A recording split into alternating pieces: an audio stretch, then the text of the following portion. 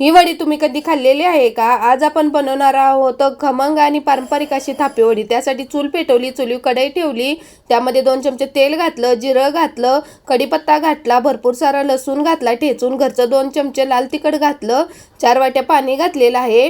4 वाट्या पाण्यासाठी मी 2 वाट्या बेसन घेणार आहे। चवीनुसार मीठ घातलं, भरपूर सारी कोथिंबीर घातली। पाण्याला उकळी आल्यानंतर ना असं बेसन मी गरगटून घेतलेलं आहे। बेसन एकसारखं गरगटायचं म्हणजे गाठ्या होत नाहीत। ह्या वडीसाठी गाठ्या होऊन द्यायच्या नाही, तर चांगलं एकसारखं हलवत राहायचं। बघा आपलं बेसन शिजलेलं आहे। 10 मिनिटं ताट झाकून ठेवलं। ताट झाकल्यानंतर ना असं हात लावायचं, हाताला नाही चिकटलं तर बेसन आपलं तयार आहे।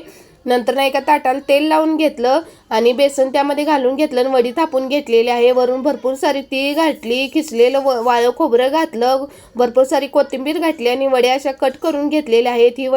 ही वडी खाण्यासाठी 1 नंबर लागते आणि चुलीवर आहे म्हटल्यावर मग 1 नंबरच लागणार। आणि अशा चौकोनी कट करून घ्यायच्या। व्हिडिओ आवडल्यास चॅनल लाईक करा, शेअर करा आणि वडी कशी झाली आहे कमेंट करा। बाय।